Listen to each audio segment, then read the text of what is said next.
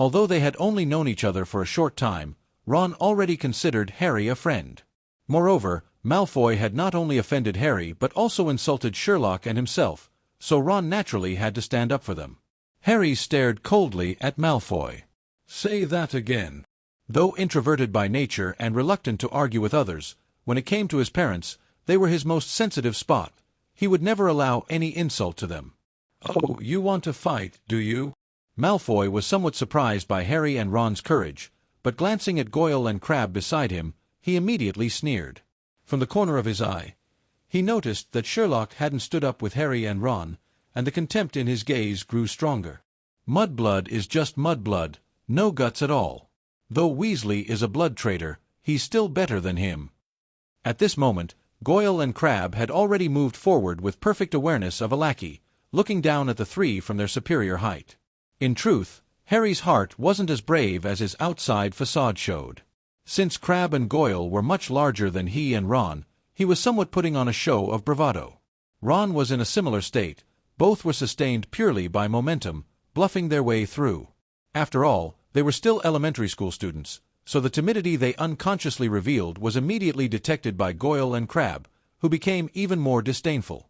As for Sherlock, like Malfoy, they didn't take him seriously at all.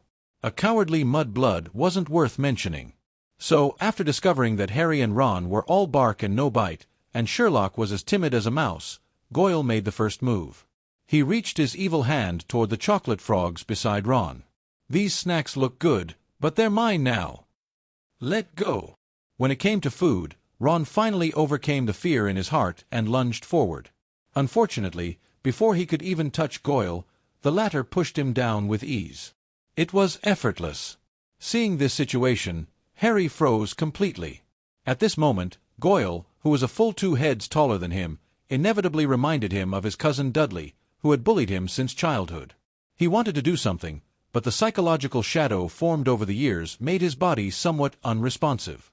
Watching Goyle laugh heartily, about to tear open the packaging, a thought arose in Harry's mind. "I was bullied before I came to Hogwarts, and I'm still being bullied after coming to Hogwarts. Haven't I come to the magical world for nothing?" Just as Harry was about to fall into desolation, Goyle, who was preparing to tear open the snacks, suddenly let out a scream. A strong, powerful hand suddenly gripped his wrist tightly. Goyle cried out and swung his hand, trying to break free, but though the hand wasn't large, it clamped around his wrist like an iron band. "I say, you lot!" Sherlock, who had been ignored by Malfoy's trio, slowly stood up. Gripping Goyle's wrist, his face showed helpless expression. "Before taking someone else's things, shouldn't you at least say hello first?" Goyle was already bending over from the pain. Sherlock wasn't short to begin with, and now as he stood straight, he was the one looking down from above. "Sherlock!" Seeing this scene, Harry couldn't help but cry out in joy, his voice full of delight. At this moment, Sherlock's figure appeared incredibly tall in his eyes. Ron also struggled up from the ground, looking at Sherlock with pure amazement in his eyes. "A big shot's got our backs. Let him go." Crabbe finally reacted and charged toward Sherlock. "Be careful." Harry finally overcame his fear and planned to help. But before he could rush forward, the situation had already changed. Facing Crabbe charging at him with a yell, Sherlock nodded. "All right." With that, he released his grip on Goyle's hand. Goyle immediately began falling to the ground. However, before his body hit the floor, his chin received a swift and vicious uppercut from Sherlock. At the same time, Crabbe charged over. Sherlock seemed to casually stick out his leg. Thud!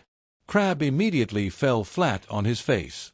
Then Sherlock withdrew the hand that had given Goyle the uppercut and casually delivered another blow to Crabbe.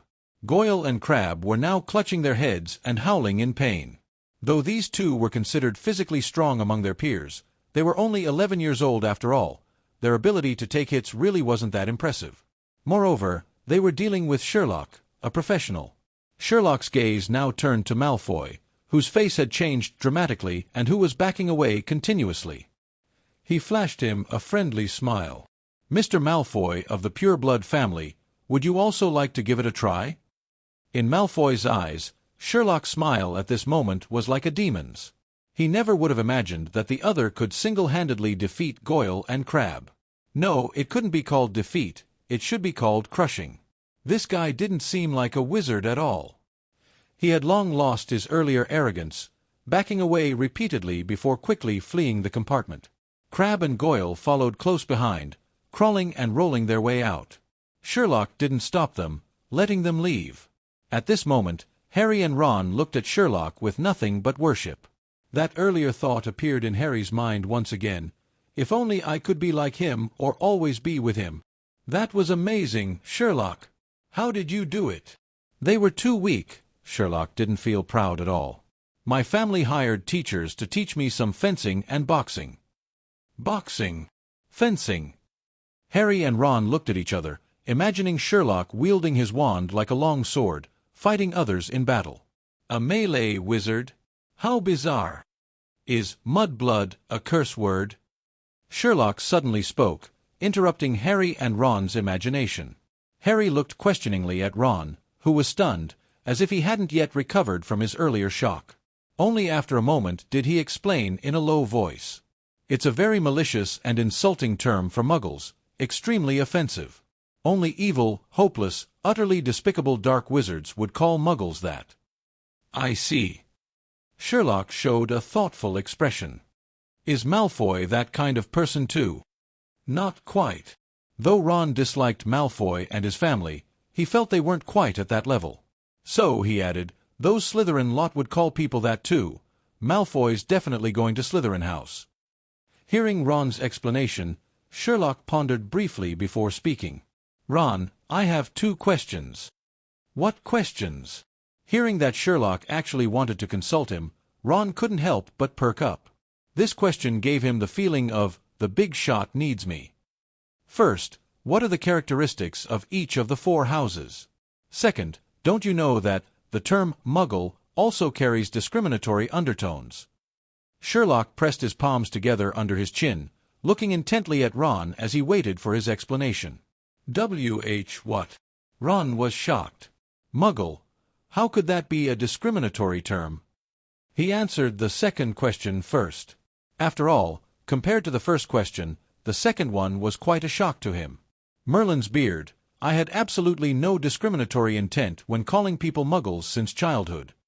His father was even more interested in the muggle world and treated them very kindly.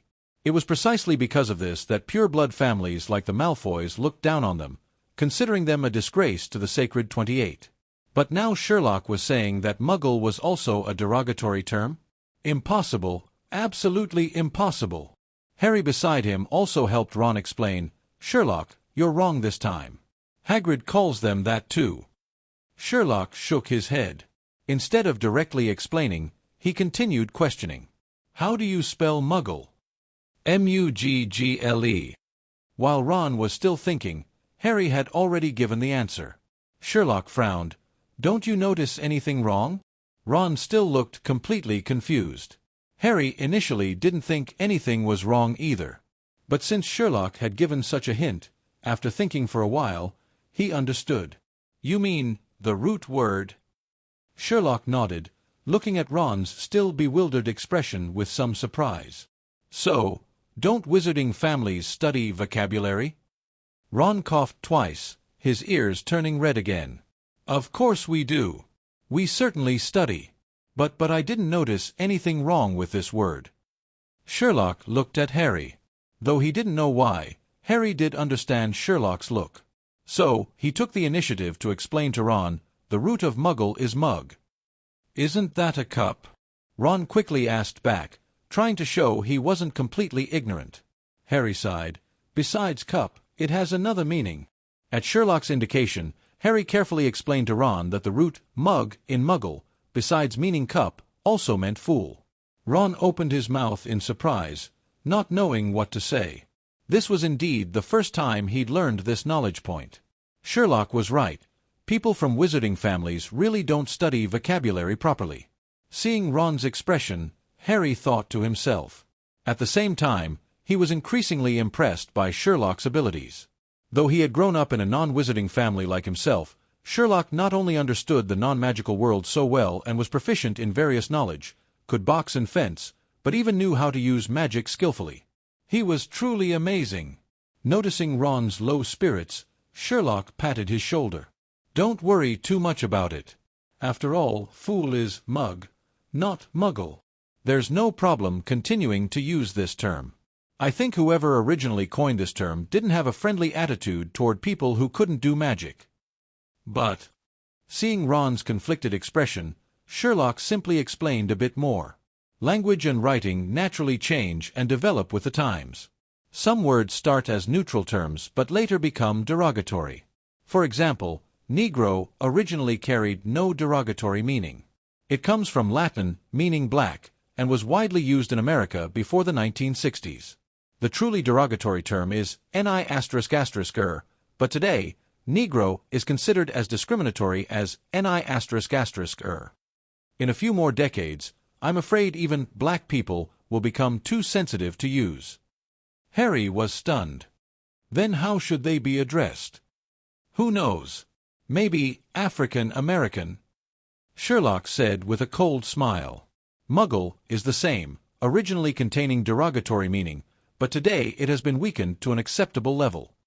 Harry and Ron looked at Sherlock with awe. He really knew so much. Just then, the compartment door was pushed open yet again. Hermione appeared in front of them once more. What happened? Hermione looked at the candy scattered all over the floor and asked somewhat puzzledly. Harry and Ron looked at Sherlock. The latter shrugged. Miss Granger, someone wanted to rob our snacks, but eventually they were persuaded and left. Really? Hermione was somewhat skeptical. She had just personally witnessed Malfoy's trio leaving. Their appearance didn't look like they had been persuaded at all. You didn't fight, did you? Don't tell me you've caused trouble before even arriving. She still maintained that proud tone.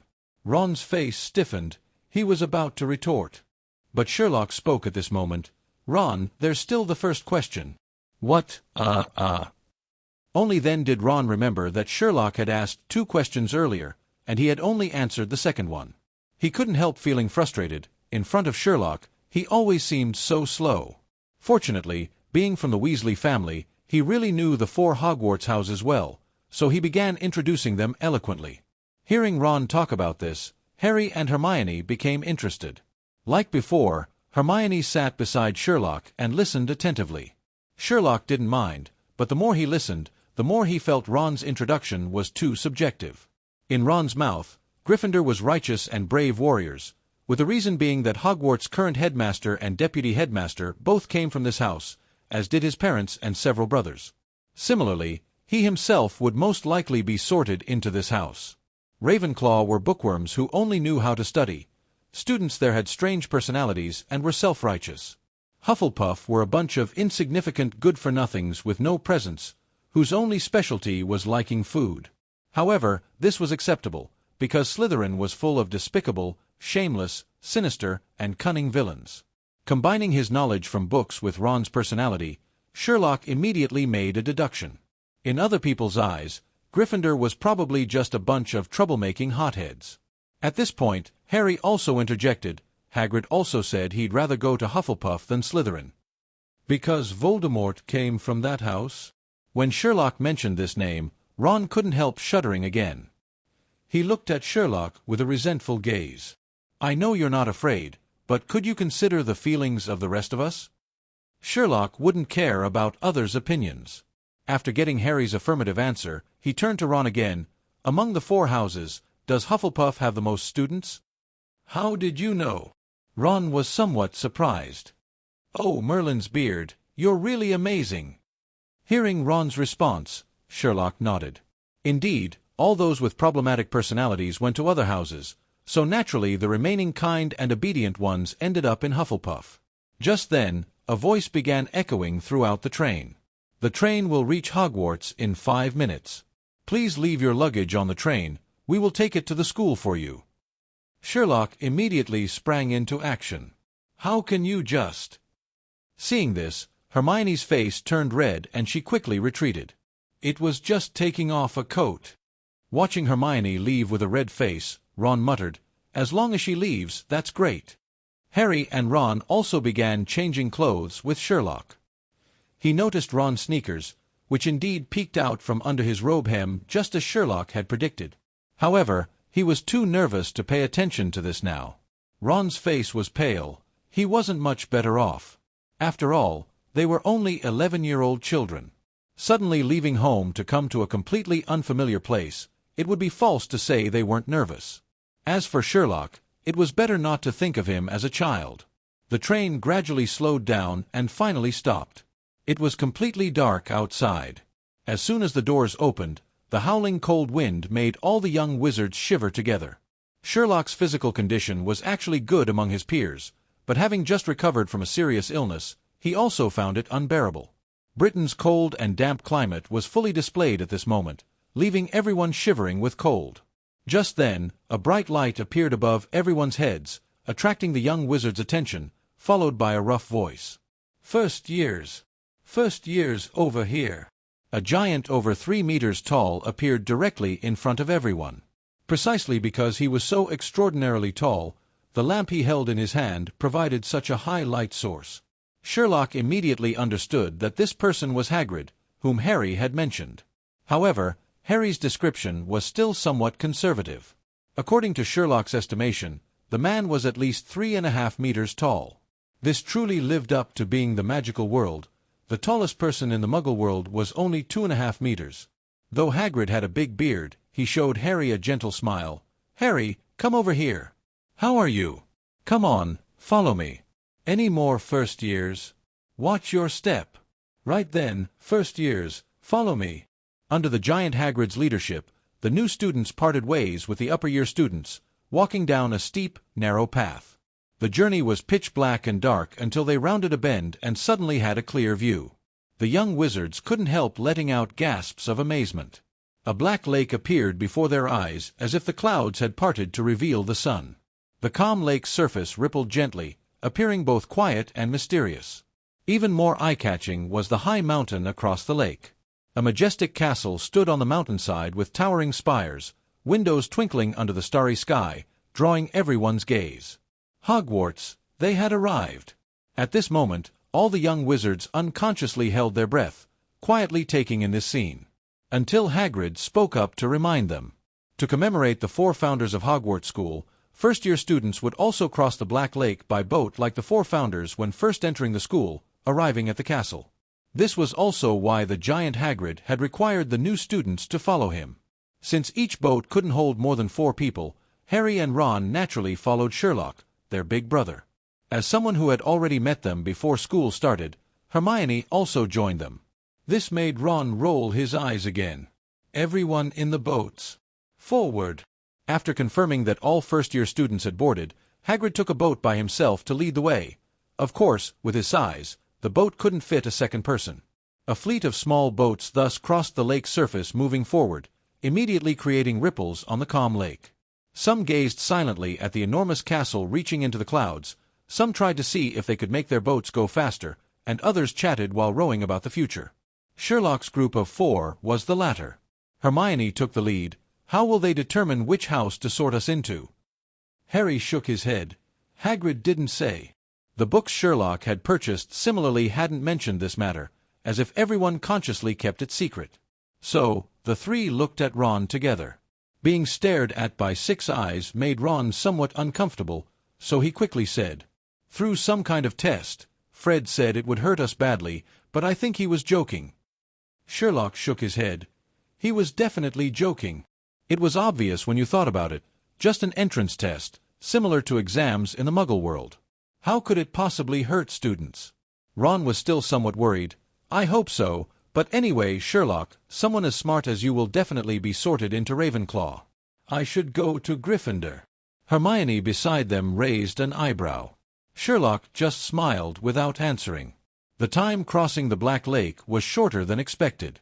While disembarking and clearing the empty boats, Hagrid even helped Neville find his toad, which made him overjoyed. However, this joy quickly disappeared. A tall, black-haired witch in emerald green robes stood before the castle gates, completing the handover with Hagrid. "First years, Professor McGonagall." "Thank you, Hagrid. I'll take them from here." Seeing her serious expression, everyone instinctively felt this woman was not to be trifled with. This was Professor Minerva McGonagall, Hogwarts deputy headmistress and head of Gryffindor House. When she saw Sherlock, a smile appeared on her serious face. "Hello, Mr. Holmes. Very pleased to meet you, Professor McGonagall." The exchange between Sherlock and McGonagall surprised the nearby young wizards. Hermione couldn't help nudging Sherlock with her elbow. "Holmes, how do you know Professor McGonagall?" Her action made Sherlock once again confirm that this little girl had a naturally familiar personality. Seeing Harry and Ron's curious looks, he told them about Professor McGonagall's visit to answer questions and clarify doubts. "I see." The three satisfied their curiosity. Then their attention was drawn to Professor McGonagall's words. "Welcome to Hogwarts. The start-of-term banquet will begin shortly, but before you enter the Great Hall, you must first be sorted into your houses." Compared to Ron, Professor McGonagall's introduction of the 4 houses was much more objective. She particularly pointed out that each house had its own glorious history and had produced outstanding wizards. The 4 houses had never been ranked high or low. Regardless of which house one was sorted into, they were all part of Hogwarts. After saying this, Professor McGonagall led the new students into the Great Hall, then left first to prepare for the sorting ceremony. During this time, over 20 ghosts emerged from the walls in single file, causing quite a commotion and thoroughly frightening the new students. Sherlock was extremely interested in these ghosts. This was something current science couldn't yet achieve. He tried communicating with the ghosts, but they were talking among themselves and paid no attention to these first-year students. Only a fat friar responded to him, expressing hope that he would be sorted into Hufflepuff, with the reasoning that the fat friar had once been in that house. No causal relationship at all. Sherlock sighed, losing interest in further communication with the ghosts, and instead began observing the Great Hall. Unlike its dark exterior, the interior of Hogwarts Castle could truly be called magnificent and beautiful beyond compare. What was particularly interesting was that the ceiling overhead seemed transparent, allowing one to see the twinkling stars outside. Noticing Sherlock's intense scrutiny of the architectural impossibility above them, Hermione leaned closer, whispered an explanation to him. "It's enchanted using ancient magic to perfectly mirror the sky outside. I read about it in Hogwarts, a history." Sherlock nodded thoughtfully.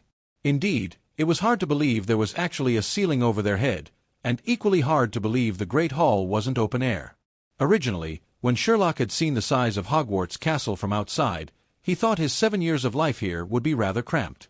But now it seemed the space inside was obviously much larger than the castle appeared from the outside. One could only say this wasn't scientific at all.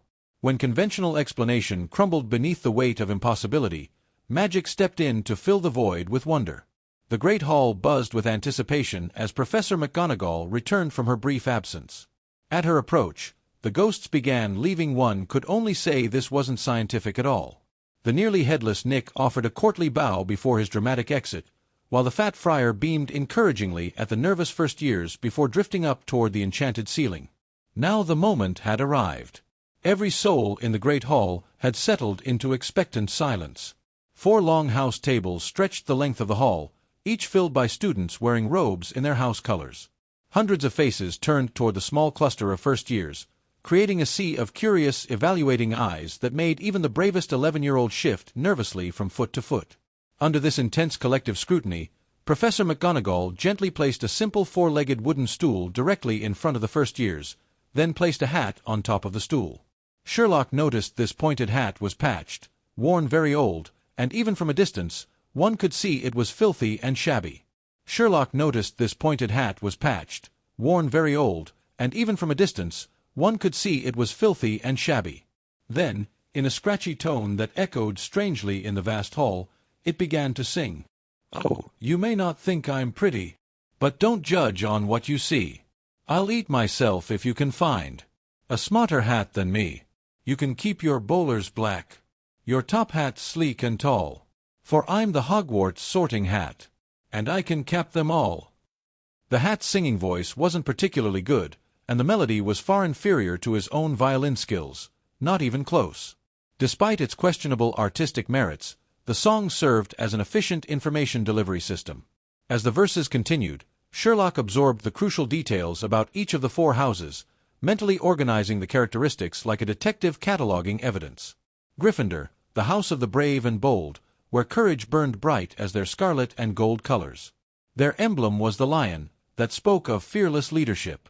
The element of fire suited them perfectly, representing passion, action, and the willingness to charge diving into danger. Hufflepuff, the house of the loyal and true, where hard work and fair play were valued above flashy heroics. The badger symbolized the element of earth. Ravenclaw, the house of wit and wisdom, where intelligence and creativity flourished. The eagle soared highest of all birds, seeing furthest and thinking deepest. Air, their element, represented ideas, inspiration, and intellectual freedom. Slytherin, the house of the cunning and ambitious, where silver and green reflected the depths of still waters hiding dangerous currents. The serpent, as the symbol of wisdom and power, spoke of those who struck with precision and prudence. Water, their element, could be gentle rain or devastating flood, always finding its way through any obstacle. As the song concluded to polite applause, the true nature of the sorting ceremony became clear to every first year.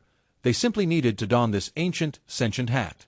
"I'm going to murder Fred when I get home," Ron muttered through gritted teeth. His freckled face was flushed with a mixture of relief and indignation. He made it sound like we'd have to wrestle a full-grown mountain troll barehanded, or recite the entire history of magic textbook from memory. Both Harry and Hermione visibly relaxed, their shoulders dropping as weeks of accumulated anxiety finally began to dissipate. Sherlock, naturally, felt no such nervousness. If anything, the ongoing events had become exponentially more fascinating.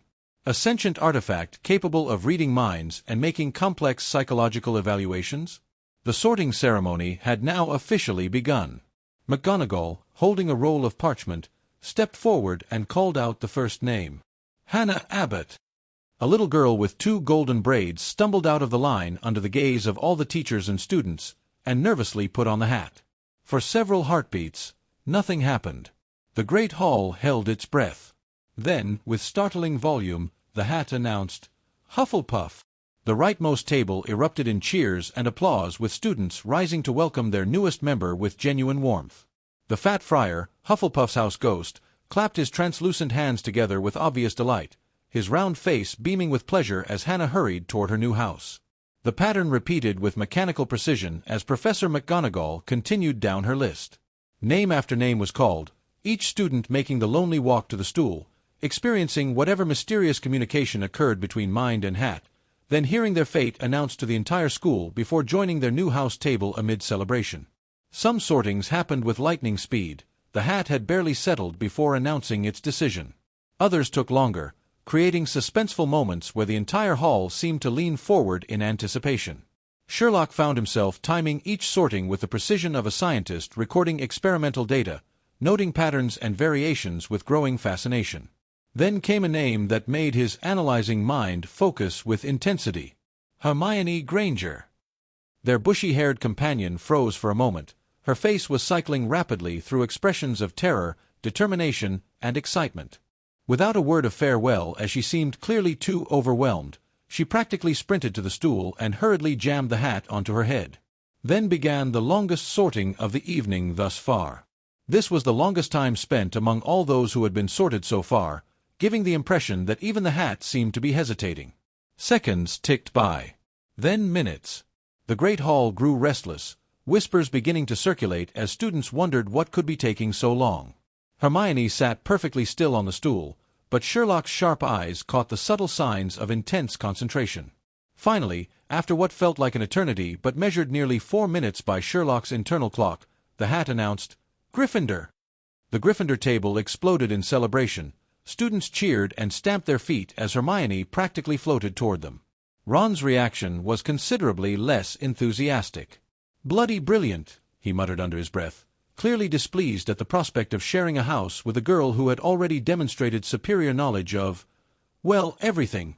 Just what we need, someone to make us all look stupid in class. But Sherlock barely registered Ron's complaints. His mind was occupied with the fascinating implications of varied sorting times. What caused the hat to be slow? Did certain students present unique challenges to it? Was Hermione's extended sorting a sign of exceptional complexity in her character, or simply a difficult choice between equally suitable houses? The questions multiplied as he observed the continuing ceremony, each new data point adding to his growing understanding of the process. Some students were obvious fits, their house affiliation seemed written in their very posture and expression. Others created moments of dramatic tension as the hat weighed various invisible factors. Which raised the most intriguing question of all. When his own name was called, how long would it take, and which house would he be sorted into? During the hat's introductory song, Sherlock had already begun this analysis. The result was, everything was possible for him. Courage. He never lacked it. The fundamental reason he chose to come to Hogwarts was his desire to explore the unknown. When necessary, he could even put life and death aside. That feeling would only make him more excited. Honesty. One of his interests was fighting crime. Though his methods couldn't be called lawful good, they definitely didn't belong to the evil camp, and the results were certainly just. Wisdom. This went without saying. Though due to his family, he had once thought himself an idiot before meeting other children. Cunning and ambition. He undoubtedly possessed both of these as well. And judging from the Sorting Hat's little tune just now, that air of thinking highly of oneself and scorning rules really did match well with Slytherin. So even Sherlock, who excelled at reasoning and analysis, found it difficult to determine which house he would be sorted into. If only he could interview Hermione about the experience of mental contact with the Sorting Hat. Her naturally communicative nature and obvious intelligence would make her the ideal source for understanding exactly what occurred during those mysterious minutes of deliberation. Unfortunately, the ceremony's structure made such consultation impossible. Once sorted, students immediately left for their house tables, where upperclassmen waited to begin the process of integration and welcome. Just then, McGonagall saw that Hermione had taken her seat amid the welcome from Gryffindor upperclassmen, and her gaze returned to the parchment. Her eyes paused slightly as she read the next new student's name.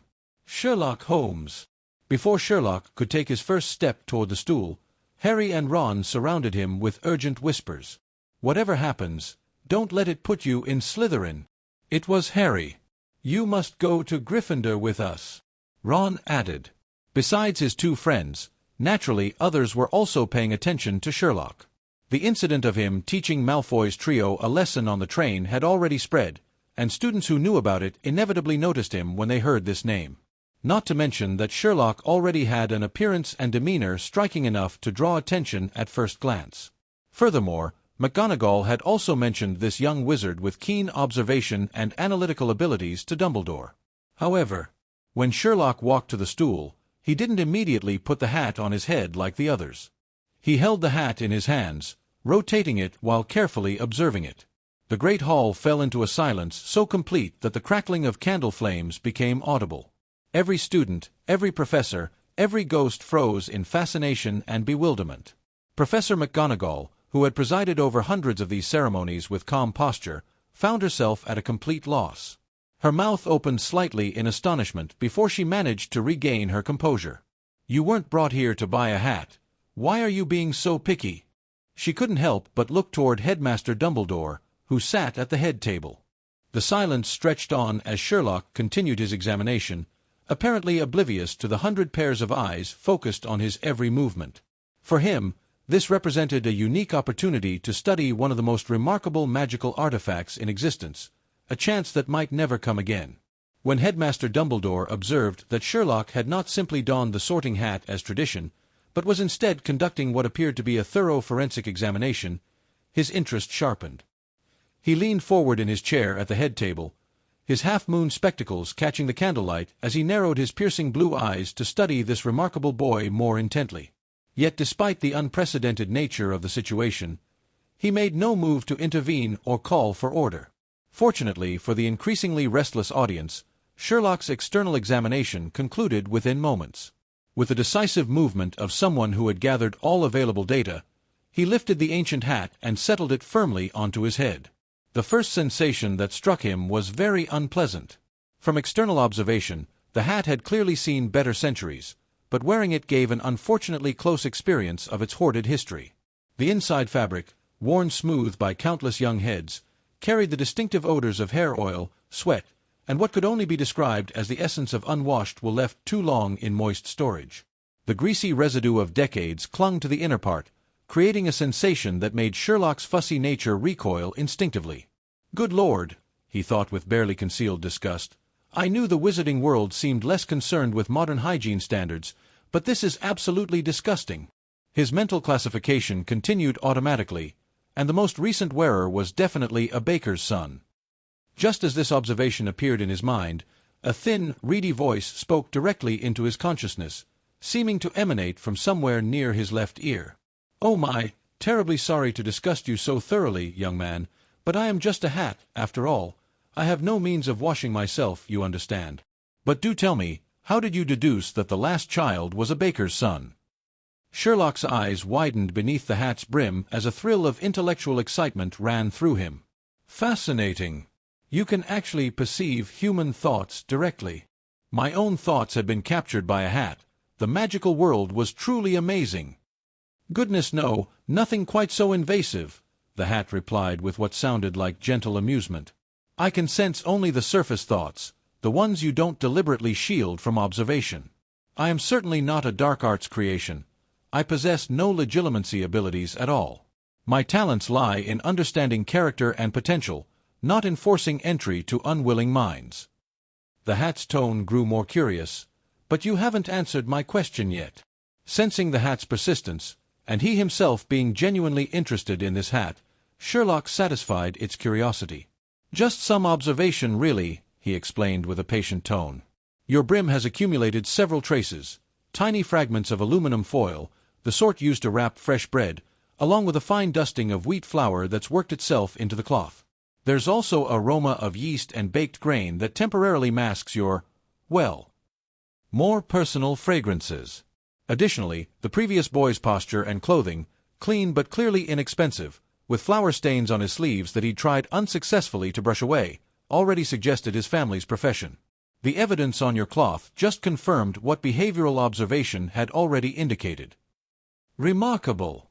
Absolutely remarkable." The hat's voice rang with genuine admiration and excitement. "Such extraordinary analytical capability. But oh my, this presents quite the challenge for me." The sorting hat's tone grew increasingly pensive, as if wrestling with a particularly complex puzzle. "You possess incomparable wisdom and intellect that would shine brilliantly in Ravenclaw's towers of learning. Your courage burns bright and true, the kind of fearless bravery that has always defined Gryffindor's finest. That genuinely compassionate heart and your dedication to justice would make Hufflepuff's founder smile with pride.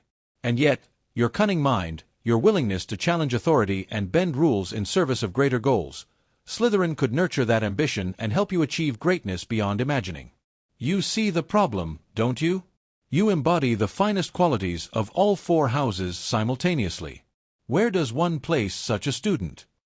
The hat's voice grew livelier as it continued its analysis. "Your desire to fight crime and defend the innocent.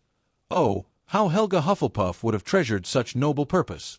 Your insatiable curiosity about the unknown, your love of research and investigation. Rowena Ravenclaw would have seen you as an ideal Ravenclaw. And your absolute fearlessness in the face of danger, your willingness to risk everything for what you believe is right. Godric Gryffindor would have been proud. After all this, if I don't put you in Gryffindor, Professor McGonagall will surely kill me. This is extraordinarily difficult. I haven't faced such a complex sorting in decades." "Regarding that particular point," Sherlock interjected calmly, "I've always maintained that courage is merely the most socially acceptable substitute for intelligent thinking." And thus began one of the most unusual conversations in Sorting Hat history. Meanwhile, in the great hall beyond Sherlock's awareness, the lengthy silence was creating an unprecedented situation. Students shifted restlessly in their seats as whispers began to circulate like wildfire through them. Was the sorting really this complicated? The Granger girl had already taken an unusually long time, but this boy was surpassing even that record. At various house tables, older students began taking more detailed notice of the boy who had caused such unusual delay. His distinctive face, particularly that Roman nose, caught the attention of several upperclassmen girls, who quietly captured both his name and appearance to memory for future reference. Sherlock Holmes. But Sherlock remained unaware of the growing attention focused on his motionless figure. Even if he had known, such social considerations would have seemed irrelevant compared to the fascinating conversation occurring with the ancient hat. "Listen here, young man," the hat was saying with increasing exasperation. "I can clearly perceive that you possess genuine courage, The kind of fearless bravery that could make you a true hero. Please don't transform people into heroes, Sherlock interrupted coolly. Heroes are fictional constructs created to inspire the masses. Even if they existed in reality, I would hardly qualify for such designation. But surely you must see. Emotional involvement always proves to be the weakness that destroys the losing side in any conflict, Sherlock continued with a detached logic. Intelligence, properly applied, represents the only reliable path to victory. Everything else is mere sentiment. The Sorting Hat fell silent for several moments, clearly struggling with this. Because this young wizard simultaneously possessed characteristics of all four houses, theoretically, placing him in any house would be perfectly justified. But as their conversation deepened, certain preferences began to emerge from the complexity.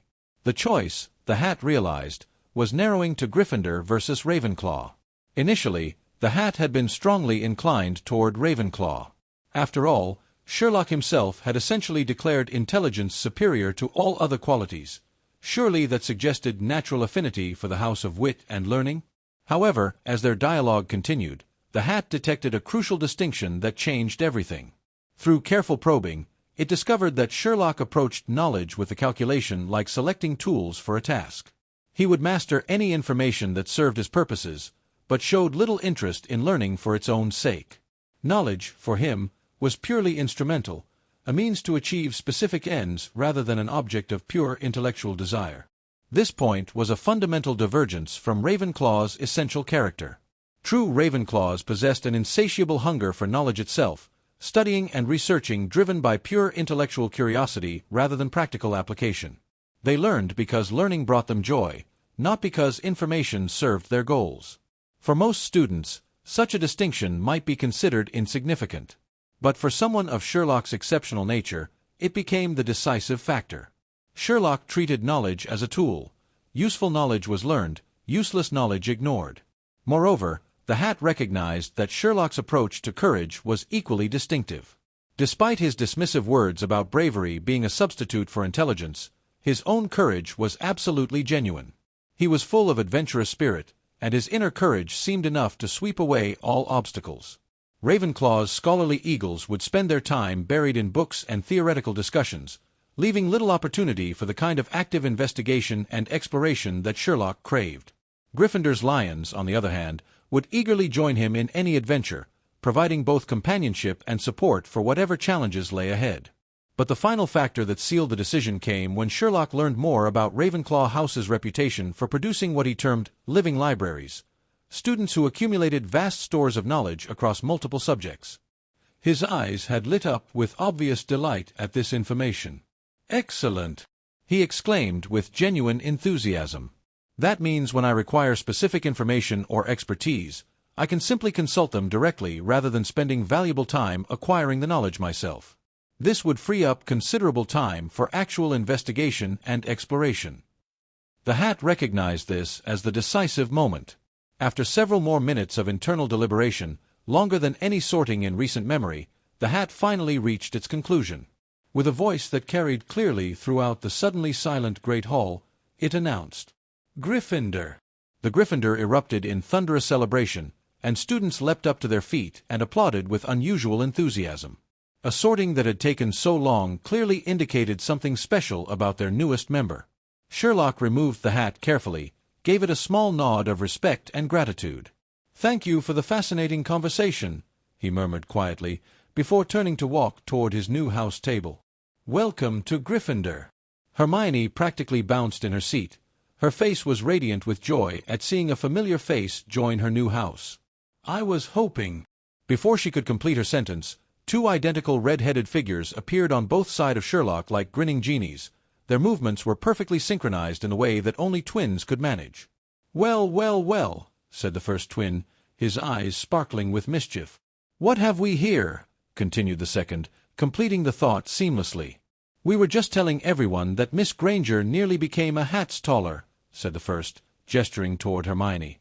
"But it seems the real hat's taller was still to come," finished the second, grinning widely at Sherlock. "Hat's taller." Sherlock's eyebrows rose with interest.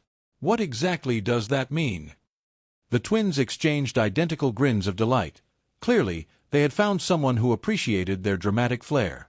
"It means you've managed to utterly confuse the Sorting Hat," explained the first twin. "Made it completely incapable of deciding where you belong," added the second, nodding. "Generally, happens when someone's equally suited to multiple houses," they said in perfect unison. "Fred! George!" The sharp voice cut through their explanation, causing both twins to wince. "That's quite enough." Percy Weasley, in his prefect badge, approached their group with the long-suffering expression of someone who had spent years trying to manage his irrepressible younger brothers. "Please excuse my brothers, Holmes," Percy said. "They're notorious troublemakers throughout Hogwarts for their creative approach to facts and their complete inability to show proper respect for school traditions." During the summer holidays, Percy had spent long time studying a book called How Prefects Gain Power. The book had emphasized the critical importance of maintaining house dignity and setting proper examples for incoming students, responsibilities that his brothers seemed determined to undermine at every opportunity. So, he absolutely couldn't let the twins lead the new students astray, even if they were his own brothers. He straightened his shoulders and extended his hand toward Sherlock with practiced formality. "I'm Percy Weasley, fifth-year prefect. Allow me to provide you with the accurate definition of a hat stall, rather than my brother's typically irreverent interpretation." His voice took on the educational tone he'd been practicing. "A hat stall occurs when the sorting hat requires more than 5 minutes to make its decision, indicating that the student in question possesses exceptional qualities that span multiple houses. It's actually quite rare." Percy's chest swelled slightly with pride at delivering this perfectly formatted explanation, though his satisfaction was somewhat diminished by the twins' synchronized eye-rolling behind Sherlock's back.